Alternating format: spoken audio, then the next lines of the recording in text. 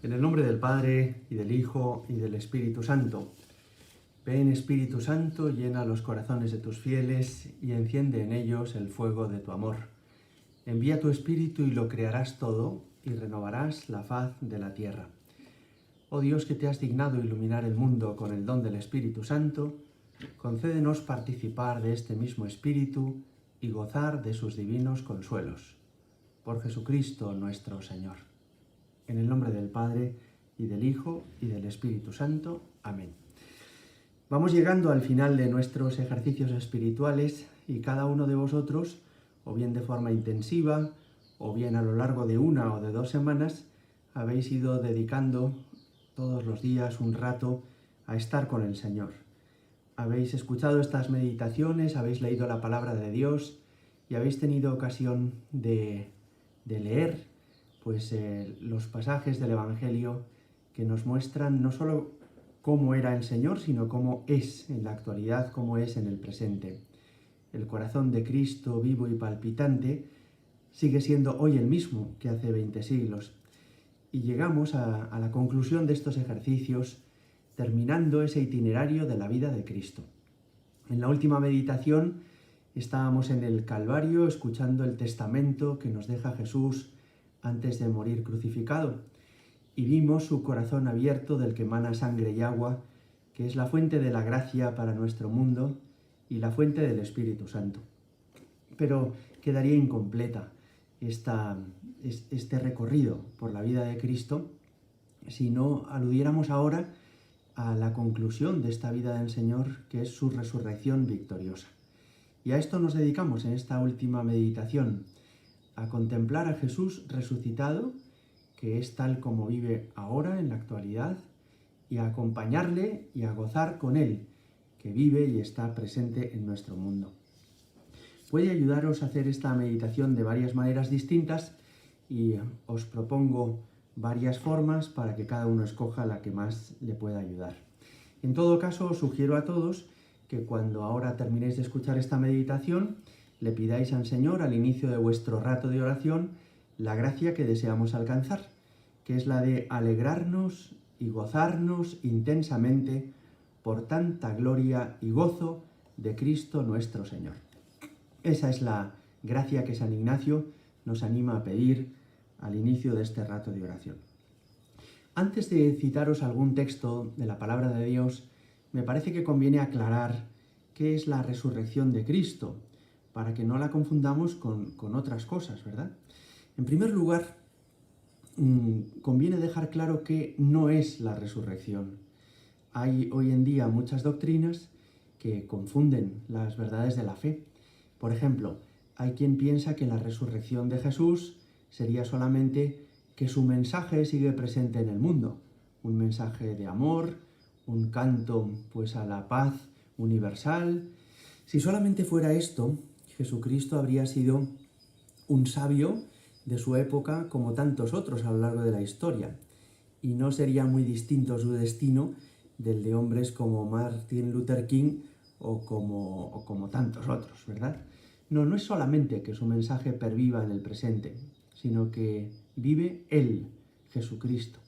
Es Él, y no solo lo que Él ha enseñado, quien tiene una enorme actualidad y quien sigue a nuestro lado y de quien podemos seguir disfrutando de su amistad y de su compañía. Tampoco la resurrección es simplemente que el alma de Jesús perviva después de la muerte, porque esto tampoco lo haría muy distinto de todos los difuntos. Cuando fallece un familiar nuestro y damos sepultura a su cuerpo, estamos convencidos de que su alma pervive y que se encuentra personalmente con el Señor y que recibe ya una retribución a su vida en el cielo, en el purgatorio. Dios no lo quiera, pero también existe la posibilidad de perderse en el infierno. No es solamente que perviva el alma de Jesús. La resurrección es mucho más. Y menos aún, la resurrección sería una reencarnación. La reencarnación es, como sabéis, un mito de algunas naciones del lejano oriente que en el fondo no tiene ningún fundamento. No tiene nada que ver con esto. ¿Quién es quien vive? Jesucristo. Jesucristo con su alma y con su cuerpo. el mismo cuerpo que fue depositado en un sepulcro, volvió a la vida. Y ahora el Señor, con su alma y con su cuerpo, vive para siempre.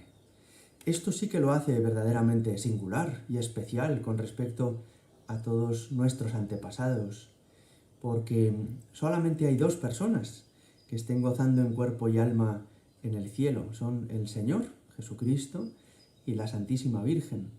Para todos los demás aún no ha llegado la resurrección de los muertos. Pervive su alma, el alma de los santos goza ya de la visión beatífica, pero solamente estas dos personas, María y Jesús, disfrutan ya de la gloria definitiva en cuerpo y alma. De modo que la resurrección es que su alma volvió a su cuerpo y este cuerpo quedó glorificado y ya estará vivo para siempre. Y ya no hay para Jesús condicionamientos de espacio ni de tiempo. Esto tiene mucha importancia. Nosotros estamos condicionados por el espacio y el tiempo. Si estoy aquí dándoos esta meditación, no puedo estar a la vez en otro país confesando a unas personas o dando clase en un colegio en otra ciudad. Tenemos una limitación espacial, solo podemos estar en un lugar en cada momento.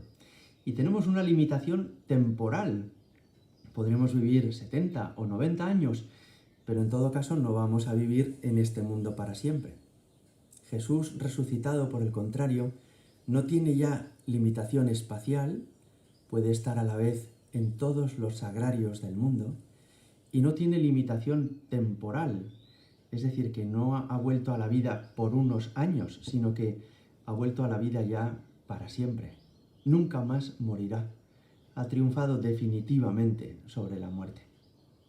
Esto quiere decir también que en su resurrección, su divinidad, que en la pasión parecía haberse escondido, se transparenta ya. Para todos aquellos a los que se aparece, es patente su gloria y su poder. Y esto significa también que Jesús ha sido exaltado a la derecha del Padre, que ha sido constituido Rey universal.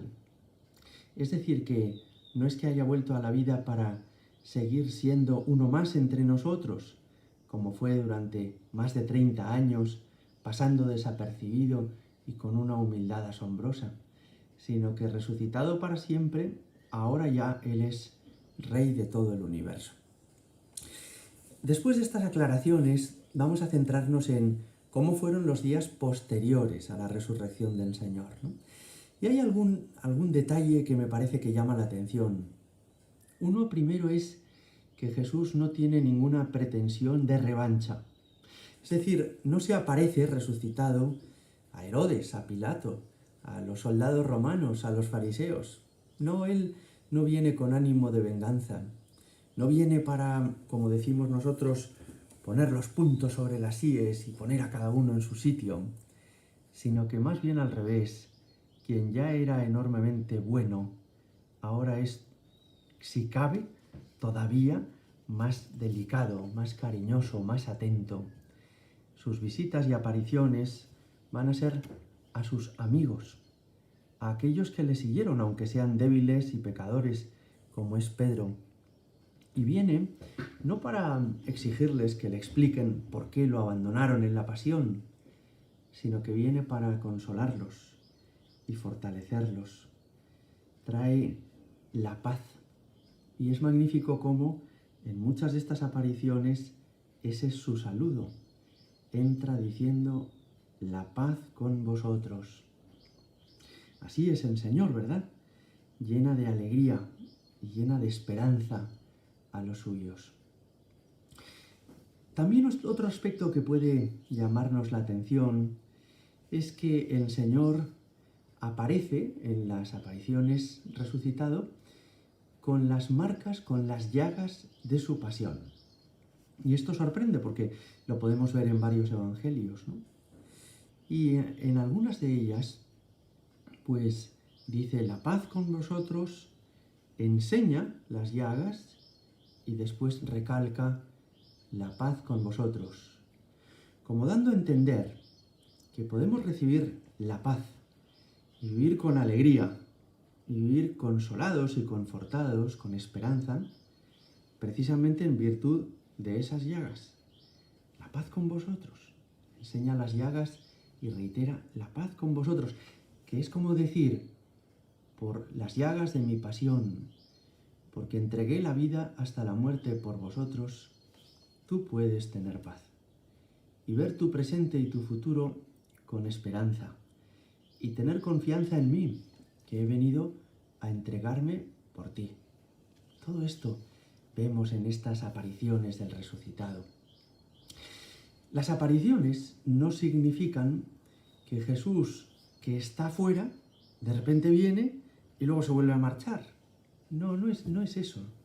No es que el Señor en algunos momentos viene y después se vuelve a ir, sino que el Señor ya está siempre y en algunos momentos se deja ver. Es decir, permite que hasta con nuestros sentidos corporales podamos captar su presencia. Y eso es asombroso. Él había prometido en el Evangelio: yo estaré con vosotros todos los días hasta el fin del mundo.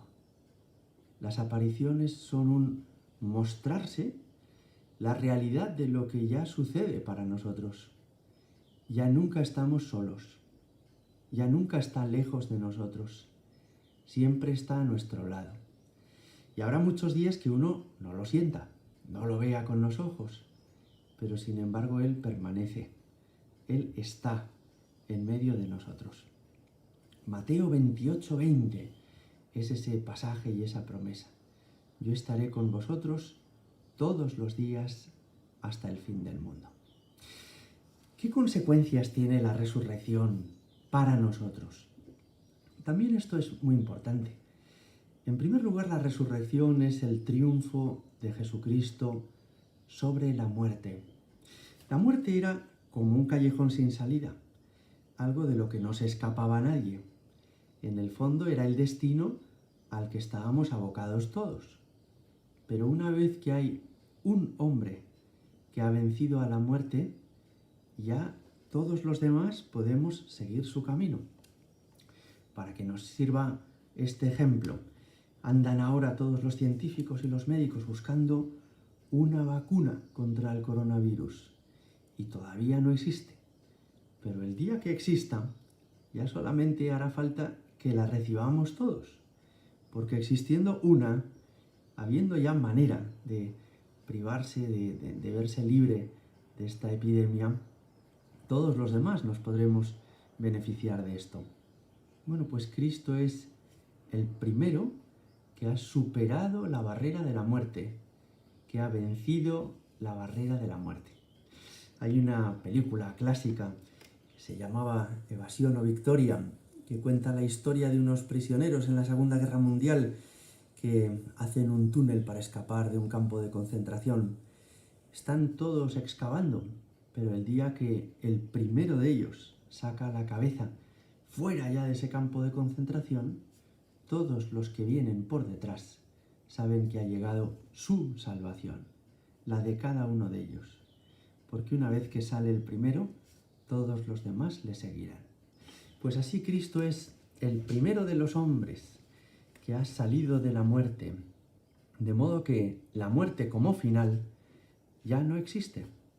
Todos habremos de pasar por ese túnel, pero saldremos, con tal de que sigamos a aquel que nos ha precedido, que es Jesucristo, y que ya ha triunfado definitivamente de la muerte.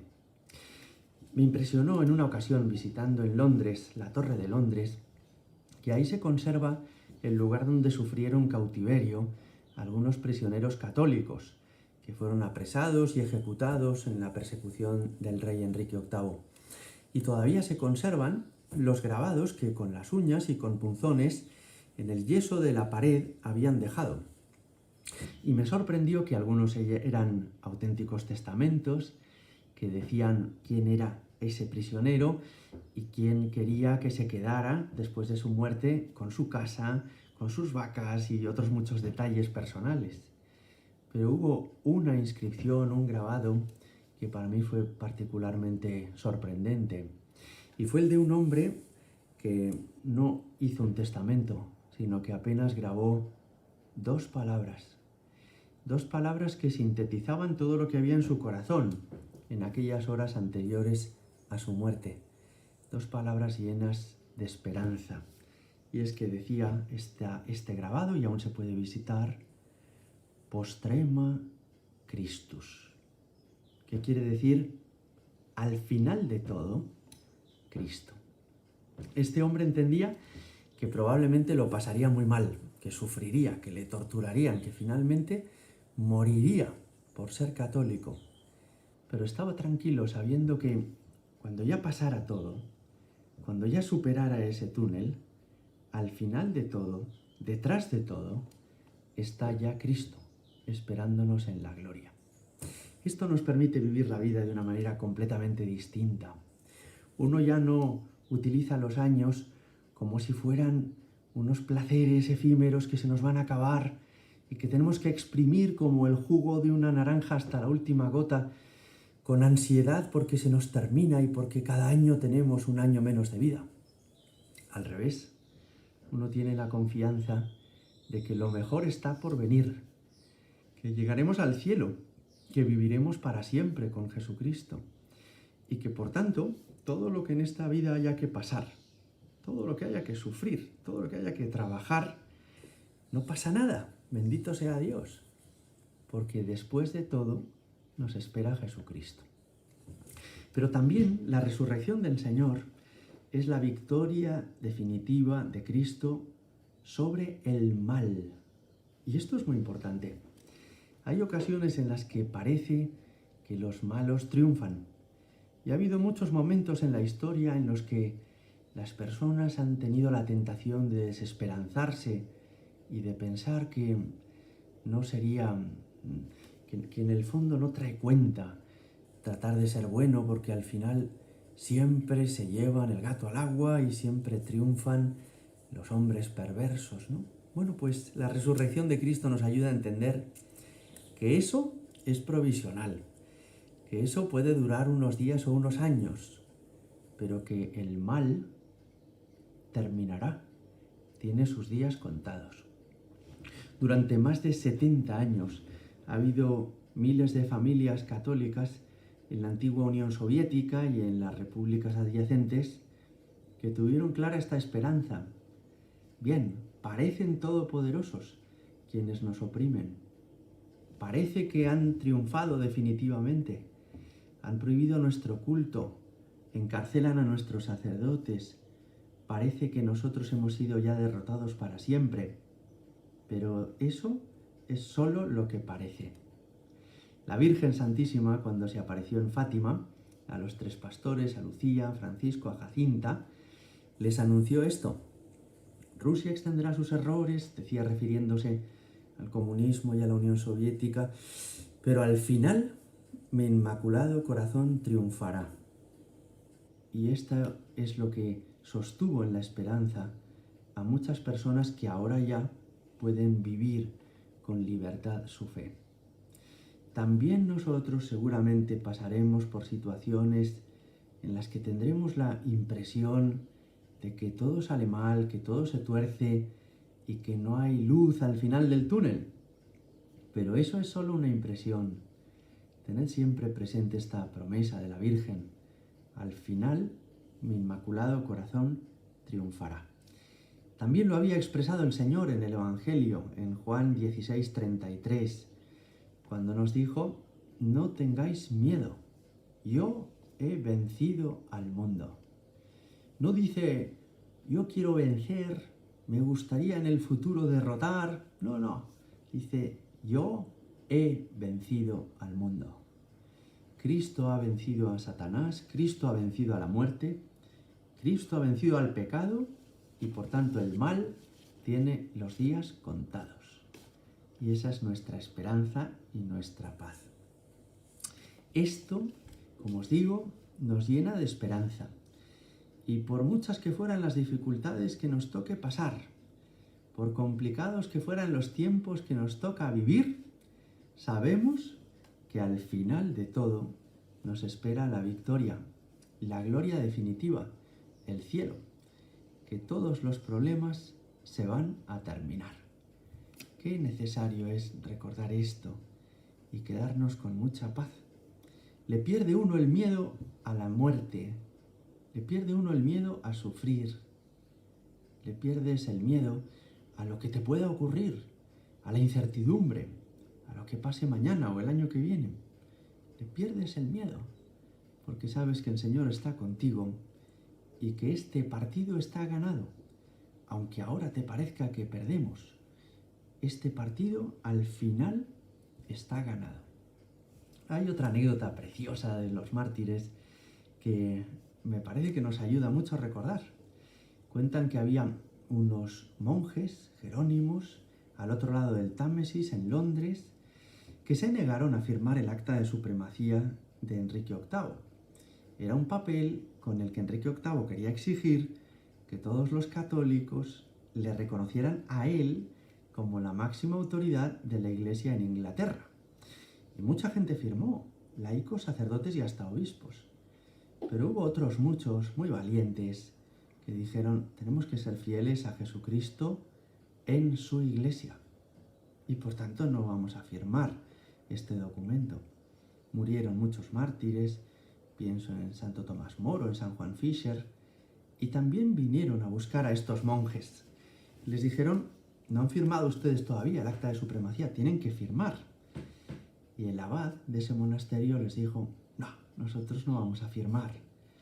Somos católicos y entendemos que la autoridad en la Iglesia la tiene el Santo Padre, el Papa, el Romano Pontífice. No firmaremos. Y les amenazaron: miren que hay mucha gente ya arrestada, como no firmen, que no vamos a firmar. Y la amenaza fue ya más directa. Les dijeron: como no firmen de inmediato, los arrojaremos al Támesis. Y en estos meses de invierno morirán congelados y ahogados. Y el prior, con ese sentido del humor británico, tan fino y tan elegante, le dijo a quienes le amenazaban de este modo: mire, lo hemos entendido, pero nosotros entramos a este monasterio para llegar al cielo. Y nos da igual llegar andando que llegar nadando, le respondió. Y así fue. Los arrojaron al río y murieron mártires, pero murieron cantando y felices, con la satisfacción del deber cumplido, con la certeza de poderse encontrar definitivamente con el Señor unos minutos después. La resurrección, como veis, nos fortalece interiormente, nos da un ánimo y una energía preciosos, nos hace vivir con fervor, con devoción, no como pidiendo perdón por nuestra fe cristiana, avergonzados y acomplejados, sino con coraje, con ilusión, con esperanza. Todo esto es consecuencia de la resurrección. Puede ayudaros mucho releer, aunque ya lo hicimos en una meditación, ese pasaje precioso de la carta a los Filipenses, en el que San Pablo, Filipenses 3, 7, 10, dice: lo que para mí era una ganancia, lo he juzgado una pérdida a causa de Cristo. Y más aún, juzgo que todo es pérdida ante la sublimidad del conocimiento de Cristo Jesús, mi Señor, por quien perdí todas las cosas y las tengo por basura para ganar a Cristo y ser hallado en Él, y conocerle a Él, el poder de su resurrección y la comunión en sus padecimientos, hasta hacerme semejante a Él en su muerte. San Pablo ha perdido el miedo a sufrir y el miedo a morir, y lo que expresa en estos versículos es que está deseando llegar a la gloria e incluso la comunión en los padecimientos de Cristo. Está, por decirlo de algún modo, deseando pasar por el mismo túnel que el Señor en la muerte, por los mismos sufrimientos. En el fondo, poder corresponder al amor de Jesús crucificado con un amor semejante al suyo. Os sugiero ahora algunos pasajes de apariciones del Señor resucitado que pueden seros enormemente útiles. Uno de ellos es la aparición en el cenáculo a los apóstoles que tenemos en Juan 20, 19 al 29. Están las puertas cerradas, los apóstoles pues asustados, con miedo, a ser también ellos encarcelados. Y el Señor, que no necesita llamar a la puerta porque ya no tiene límites espaciales, se presenta en medio de ellos y no les recrimina por haberle dejado solo en su pasión, sino que viene a traerles la paz y a mostrarles las llagas de su pasión. También puede serviros leer el pasaje de la aparición del Señor a los dos de Emaús, en Lucas 24, 13, 45. Es también un pasaje muy hermoso porque en él se ve que Jesús siempre se aparece a la iglesia o para conducir a la iglesia. A la iglesia, por ejemplo, cuando entra en medio del cenáculo y ve allí a los apóstoles que están reunidos. Para conducir a la iglesia a estos dos que se iban alejando, que tomaban distancia de Jerusalén, que en el fondo se habían sentido defraudados del Señor y que ya no quieren estar con los apóstoles, pues a estos se les aparece para volverles a encaminar donde está la iglesia, para retornarles donde está la iglesia.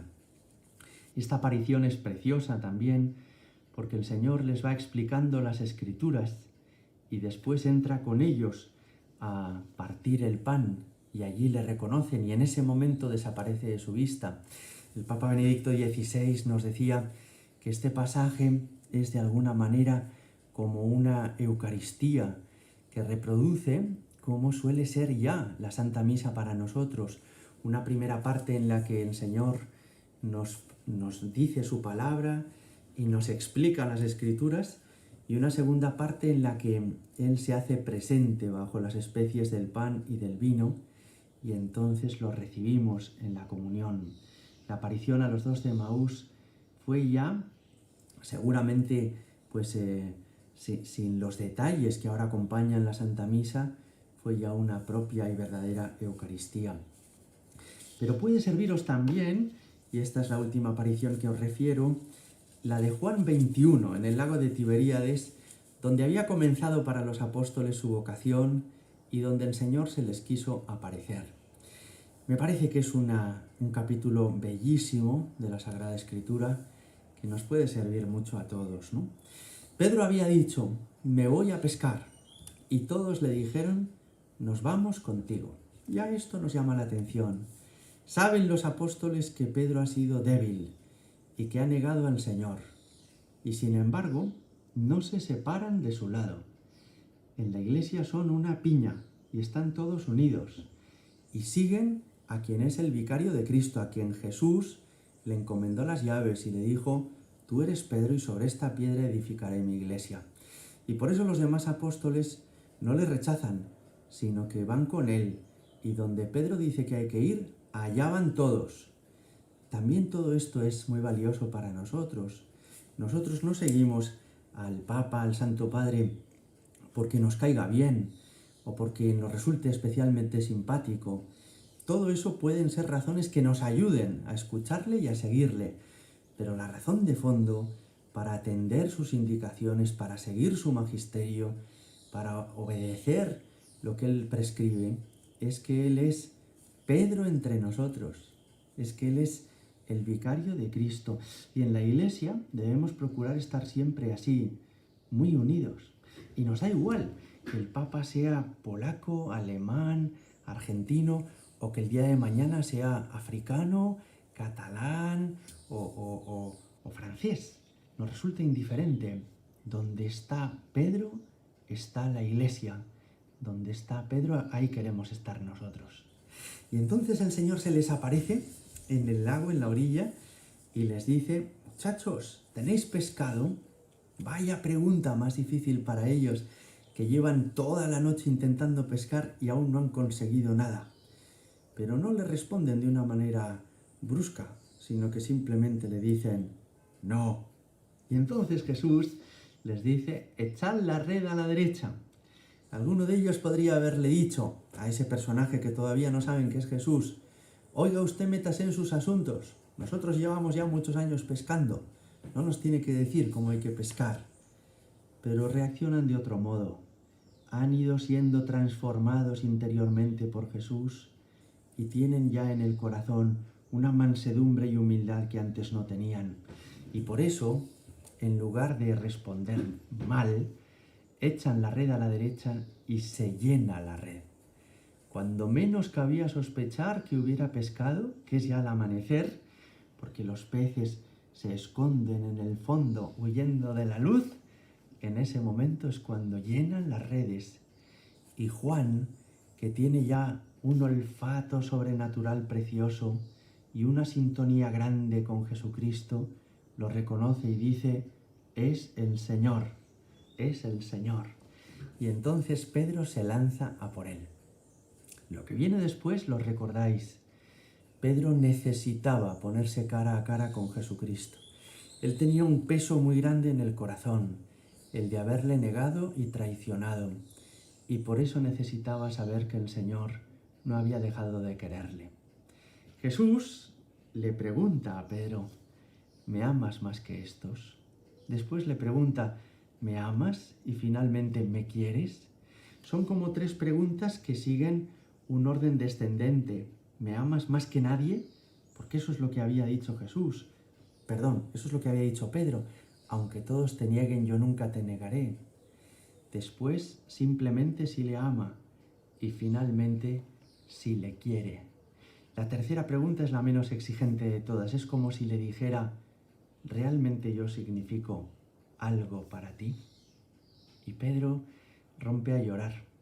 Y recordando sus negaciones y sus pecados, sin embargo, no puede dejar de negar, no puede dejar de afirmar lo que para él es lo esencial en su vida.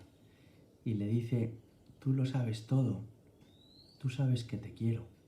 Que podemos entenderlo así: aunque tú conoces todo, aunque tú conoces mi debilidad, mis pecados y mis negaciones, a pesar de todo, sin embargo, tú sabes que te quiero. Y el Señor en ese momento, en lugar de cesarle como apóstol o como primer papa, lo que hace es confirmarle en su vocación. Pastorea mis ovejas, apacienta mis corderos. En el fondo renueva la llamada que un día le hizo. Es maravilloso todo esto. Qué delicadeza y qué ternura la del Señor. Qué misericordia, qué dulzura la de Jesucristo. Y esto es al final lo que más le importa al Señor de nosotros. Uno puede en la vida tener éxitos o fracasos. Puede uno haber recibido muchos aplausos o insultos. Pero la única pregunta que debe importarnos de verdad es que Jesús nos diga: ¿de verdad me quieres? ¿De verdad significo algo para ti? Y esa es la respuesta que tenemos que ir trabajando, porque es al final el asunto que más importancia tiene en nuestra vida. Si queremos a Jesucristo, si le amamos de veras, si queremos ser de sus discípulos y serlo para siempre. Ya está amaneciendo en este Cerro de los Ángeles y con esta meditación concluimos nuestros ejercicios espirituales. Me permito terminar deseándoos a todos que tengáis una Semana Santa y una Pascua muy feliz, dándoos las gracias por haber dedicado estos días al Señor y sugiriéndoos un par de cosas. La primera es que si esto os ha ayudado, pues os agradecería mucho que nos escribáis un email a vicariacerro@diocesisgetafe.es y nos contéis lo que ha significado para vosotros. Y la segunda es que, si lo deseáis, lo compartáis con otras personas. Y a otras personas les brindemos esta oportunidad de aprovechar unos días de oración, aun en medio del confinamiento y en su casa. Nada más, en el Cerro de los Ángeles, donde se yergue una preciosa imagen en honor al corazón de Jesús y donde España fue consagrada en 1919 a este Sagrado Corazón, consagración que se renovó después a los 50 años y a los 100 años de este evento. En este lugar, una comunidad de madres carmelitas descalzas, un grupo de sacerdotes y de seminaristas y los señores obispos de Getafe, encomendamos a todos los que están sufriendo especialmente esta enfermedad del coronavirus, a todos los enfermos, a todos los sanitarios que trabajáis y a todos los que trabajáis por los servicios esenciales, a todas las familias que estáis a veces rotas con un miembro en el hospital, con otro familiar que no puede salir de su casa en la distancia, a todos los que habéis perdido algún ser querido. Y también pedimos por el eterno descanso de todos los difuntos. En este lugar pedimos por todos vosotros, cuando finalmente se pueda abrir ya de nuevo la puerta de todas las casas, abriremos de nuevo este recinto y aquí, que es lugar de gracia, podréis encontrar siempre el amor de Jesucristo que está manifestado en su sagrado corazón. Que Dios os bendiga y que nada ni nadie os roben la paz y la alegría de saber a Jesucristo vivo y presente en medio de nosotros. Gloria al Padre y al Hijo y al Espíritu Santo, como era en el principio, ahora y siempre y por los siglos de los siglos. Amén. Sagrado Corazón de Jesús, en vos confío.